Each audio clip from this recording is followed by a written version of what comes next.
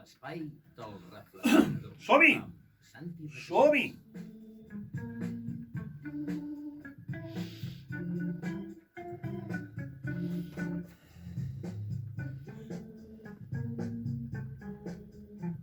Arribem a un quart del matí i toca reflexionar, toca pensar, rumiar, etc. Tot el que sigui, diguéssim, les persones intel·ligents són les que bé, s'aturen i a part de fixar-s'hi bé com el nano, doncs també rumien. I n'hi ha un que en sap molt de fer rumiar els altres, perquè ell abans ja hi ha rumiat, clar. És el nostre reflexionador, en Santi Recasens. Ja ho sabeu, pagès, llicenciat en Direcció d'Empreses per la Universitat de St. Peters de Nova York i virtuós d'explicar el que pot semblar profundament complicat amb una senzillesa espaterrant. Molt bon dia, Santi, benvingut com sempre a la República Samboiana i més després d'aquest pont llarguíssim, que de ben segur que t'ha aprovat. Com esteu? Sí que m'ha aprovat, sí. No, home, fas bona cara. Bueno, m'ha aprovat. Estem ara en plena collita d'olives, perquè l'agricultura no descansa mai. Això és així, això és una realitat, i maco que sigui així. Sí. I compte que el dia que s'aturi, malament anirem tots. Molt bé, va, vinga, i el que tampoc s'atura, saps què és? La inflació. A veure, m'explicaré. Sí. Avui la protagonista precisament de la teva reflexió serà la inflació i no ho sé, reflexió, inflació, valga'm el rodolí, perquè aquest mot que sovint escoltem en els informatius o les cròniques d'economia ens porta de cap. Què és i com es produeix? Sempre és dolenta o de vegades pot ser fins i tot bona? I de pas volem saber també què és la deflació, que fa sospirar ja d'entrada que és el contrari que la inflació, però que segons els economistes pot arribar a fer fins i tot més mal. És així o no és així? És així. La deflació és que els preus cauen i molta gent diu, ostres, que bé, que fantàstic. I no. Una deflació és molt pitjor que una hiperinflació. És desastrosa. Anem a pams perquè és molt interessant. Comencem per definir la inflació. Exacte, perquè es parla molt de la inflació, que està desbocada, però molta gent diu, bueno, la inflació què és? Per què es produeix? És bona, és dolenta? Mira, primer de tot, qualsevol que hagi estudiat economia sabrà que el primer dia de classe el primer que li diuen és el mantra, que és els recursos són escassos. Els recursos són escassos, l'economia es basa en això. Segon, els preus es basen en un equilibri entre oferta i demanda. Quan això es desequilibra, és quan pot venir la inflació, deflació. Introduiré un terme, uns termes importants, que és demanda elàstica i inelàstica. Carai, demanda elàstica i inelàstica. Compta'm això. Demanda elàstica és molt simple. Quan tu vas al pastisser a comprar una barra de pa i el pastisser et puja els preus, doncs, bueno, tens l'alternativa que és anar a un pastisser d'un altre lloc que t'ofereixi un forner, que t'ho faci més barat. Hi ha una collita d'olives pèssima, el preu de l'oli d'oliva es dispara.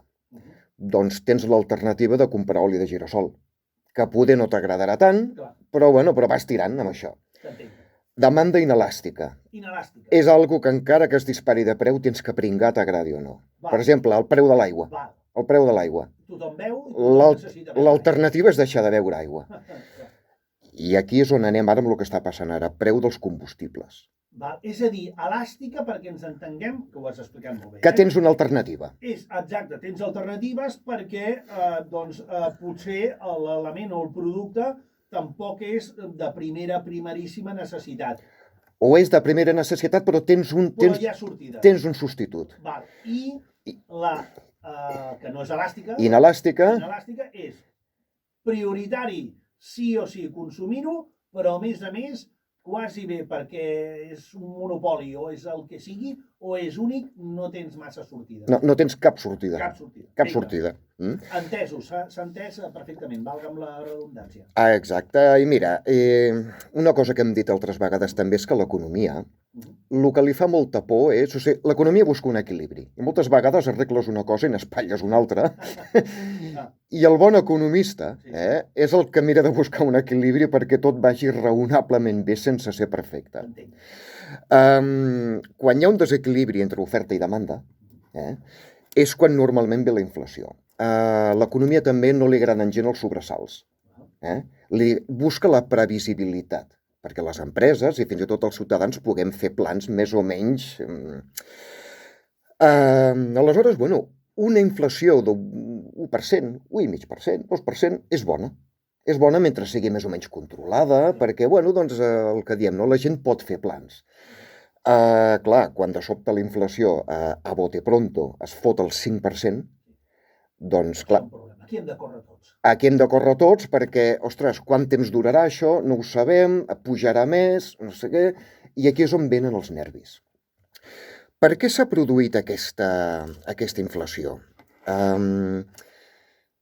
Si puja el preu de les sabates, puja el preu de la roba, puja el preu de les costelles de xai, clar, és una part del consum limitada, com que pot afectar, però, clar, quan puja el preu de l'energia, absolutament tot necessita energia, sigui electricitat, sigui gas, sigui... Per tant, l'efecte papallona, o digue-li com vulguis, ho acaba multiplicant tot. Ho acaba multiplicant tot perquè no te'n pots escapar.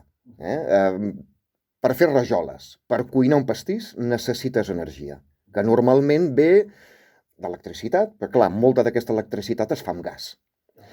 Aleshores ja vam parlar en un programa anterior sobre el tema aquest del coll d'embut amb les matèries primeres i tot el que està passant, que, ostres, que aquest Nadal poder hi haurà. Vam parlar que el petroli, durant la pandèmia, es va arribar a posar en valors negatius, que les empreses petroleres et donaven diners perquè te l'emportessis. És veritat. Per què? Doncs, Sí. i aquí ve allò d'oferta i demanda. Per què? Doncs perquè als Estats Units es va provar això de treure petroli al shale oil, que és trencant les roques, una pràctica absolutament antiecològica, destructiva. N'hem parlat, sí. Però clar, el Putin. Però el Donald Trump, això de l'ecologia se li enfotia. Bueno, no, és que no anaves malament, amb el Putin també. Sí. Què és el que va passar? Doncs que de sobte hi va haver molta més oferta de petroli i a sobre ens van tancar tots a casa sense poder conduir. Per tant, la demanda es va reduir moltíssim. Resultat, el preu del petroli es va enfonsar. Ara és al revés. Totes aquestes empreses que produïen petroli d'aquesta manera han quebrat totes, hi ha menys petroli al mercat, per tant el preu ha pujat, i nosaltres podem tornar a conduir, podem tornar a fer vida normal, per tant la demanda de petroli s'ha disparat. I per això el preu dels combustibles està com està. I amb el gas ha passat, entre cometes, una miqueta el mateix. Què provoca inflació, també? Clar, l'energia és una arma de geopolítica molt important. I el Putin és el principal proveïdor de gas a tota Europa i té clar que si tanca l'aixeta, Alemanya, concretament, Alemanya ha de tornar a cuinar amb carbó. Ha de tornar a calentar-se amb llenya. Es parla molt de que l'Angela Merkel ha tingut molts encerts, però el seu error principal va ser posar l'energia d'Alemanya en mans d'un senyor com el Vladimir Putin, que només veure-li la cara ja dius... Ja fa por. Precisament que ahir ja se li va donar el relleu a l'Angela Merkel, ho explicàvem a l'Angela Merkel aquest matí. Sí. I aleshores, clar, com que l'energia és una demanda totalment inelàstica, és que l'única opció que tenim a estalviar-nos diners amb gas i amb gasolina i tot això és que és o tornar a peu o tornar a calentar les cases amb braseros, en plan, com les iaies dels anys 20. Com anirà la cosa? Mira, jo vull creure, segons les dades que he estudiat, a veure, que és un repunt de la inflació temporal. Temporal perquè, a veure, el Vladimir Putin, evidentment, ha afluixat la producció per fer pujar els preus i ell guanyar més diners, però clar, està venent menys gas. I el Vladimir Putin, a veure, també és el primer que li interessen els quartos de vendre gas. No és tonto. Jo vull creure, doncs, que tot això és ara una miqueta per marcar paquet. I el Putin té un paquet molt gros, reconeguem-ho, però que després tot tornarà una miqueta a un equilibri. Un equilibri, doncs, d'una inflació més controlada, més moderada, i el que dèiem abans, no? Que tant estaments financers com empreses a tota Europa doncs, puguin una miqueta confiar en aquesta predictibilitat.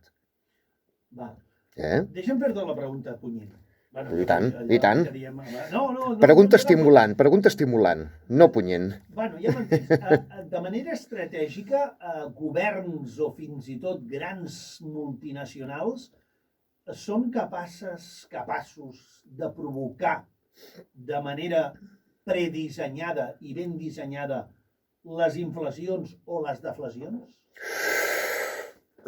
Ostres, aquesta pregunta sí que és punyent de veritat, eh? Ja t'ho deia jo. No era una amenaça, no? A veure, grans empreses que a sobre s'ajunten entre elles per fer un oligopoli, poder sí que poden influir, poder sí, però no, els fenòmens d'inflació tenen més a veure amb tota la massa poblacional d'un país. Ja.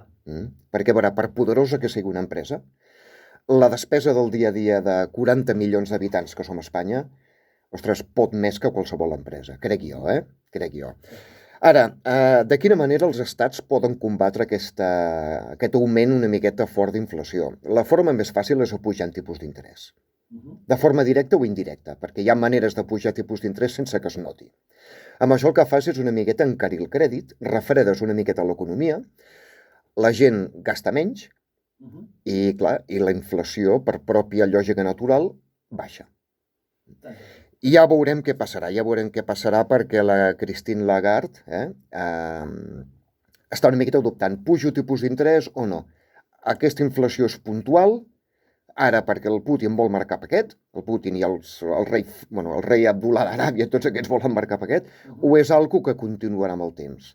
Estan pendents d'això. Escolta, posa'ns un exemple molt ràpid i per anar acabant de quan la deflació és fumuda, i quan pot fer molt de mal. Doncs mira, abans d'aquesta inflació, a la mateixa Unió Europea hi havia un perill real de deflació.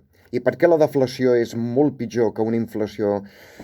Perquè van baixant els preus, la gent, tant empreses com persones, esperen a comprar les coses a demà perquè poder serà més barata, i aleshores s'engega ja un cicle destructiu doncs de que tant empreses com persones deixen de consumir pensant-se que demà ho trobaran més barat. Les empreses venen menys, han de despatxar gent, aquesta gent tampoc pot consumir perquè s'ha quedat sense feina, i s'engega una espiral cap avall que pot engegar passeig fins i tot l'economia més forta. Així com amb inflació, puges tipus d'interès i ho pots controlar, la deflació és molt més complicada. Així que els que deien, ostres, perill de deflació, perill per què? Doncs sí, perill gravíssim. Gravíssim. Déu-n'hi-do. I la hiperinflació, que és una inflació desbocadíssima, podem parlar a vegades, doncs a Veneçuela no sé si estan al 10.000%. Imagina't. Sí, de fet també la hiperinflació és un efecte directe del desequilibri entre oferta i demanda de bitllets de banc. De bitllets de banc. Perquè l'Estat, per cobrir deutes, comença a imprimir més bitllets dels que la riquesa real del país pot suportar i automàticament aleshores s'imprimeixes el doble de bitllets que hi ha sense apoyar-ho amb una riquesa o amb un deute ben estudiat, s'imprimeixes el doble automàticament aquells bitllets valen la meitat. O sigui, veus? No, està claríssim on està el problema. Perquè un bitllet de banc també és un producte. Per tant, per anar acabant, Santi, podríem dir que el verdader problema de l'economia és els desequilibris. Els desequilibris. No cal mirar tant a la inflació o a la inflació, el problema és els desequilibris. Els desequilibris entre oferta i demanda. Perquè la inflació, de tant en tant, ja farà de les seves, farà el seu curs, com la natura, i la deflació també. Sí, bueno... El problema aquí serien els extrems. Exacte, els extrems. I una inflació controlada és bona per a una economia. I poc més podríem estar parlant molt més del tema. Podríem parlar també del terme estanflació, que també va anar d'un pèl que no hi entrem. Però, clar, potser faria falta un altre programa per això. Jo crec que en un altre capítol podem parlar d'aquest terme, també molt relacionat amb el que avui has explicat, però ens ha quedat... Sí, perquè això són coses que dius, oh, que complicat, això no m'afecta. No, t'afecta cada dia amb la teva cistella de la compra. Segurament. Cada dia. Escolta'm, Santi, que un capítol més ens has il·lustrat, que diu aquell, i ens fas reflexionar. Això està claríssim. No sé si ara, a mi em falla la memòria de vegades, si... Recordes la temàtica per la setmana vinent? Per deixar-ho anar? La ruta de la seda. Sí, senyor. Sona... La ruta de la seda. Sona amb- Són les noves rutes. Potser no són tan geogràfiques com us penseu. Sí. I qui és el Marco Polo del present? Sí, senyor. Mm? Molt bé, escolta'm, tot un misteri això a vegades de l'economia, de la inflació, de la deflació No, i de tot. misteri no, en el fons és molt simple. No, però que hi ha interrogants, hi ha coses fosques per aquí al mig, de vegades que s'han d'acabar d'esbrinar, no? Bueno, Bueno, és que jo, saps què passa? M'ho feia vindre bé una mica per dir-te que tan misteriós tot plegat com el diccionari alternatiu Sí. de la República Samboiana, jo no sé si tu creus o no amb les bruixes, ara ja les tens aquí amb tu, les tens, acaben de seure. les teves- bueno, vaig tenir una vegada una relació sentimental que va acabar malament i vaig començar a creure en les bruixes, Déu-n'hi-do, bueno, ho deixarem aquí ara, que ens ho expliquin ella si això és així o no és així. Moltes gràcies, Santi. Gràcies a vosaltres, amics meus. Acabis de passar una bona setmana. Igualment. I la setmana vinent, doncs més, farem la ruta de la seda del segle XXI de la mà del Santi Requesens, que no és poca cosa. Gràcies. A vosaltres. Molt bé. Que te cambies. Cambias el...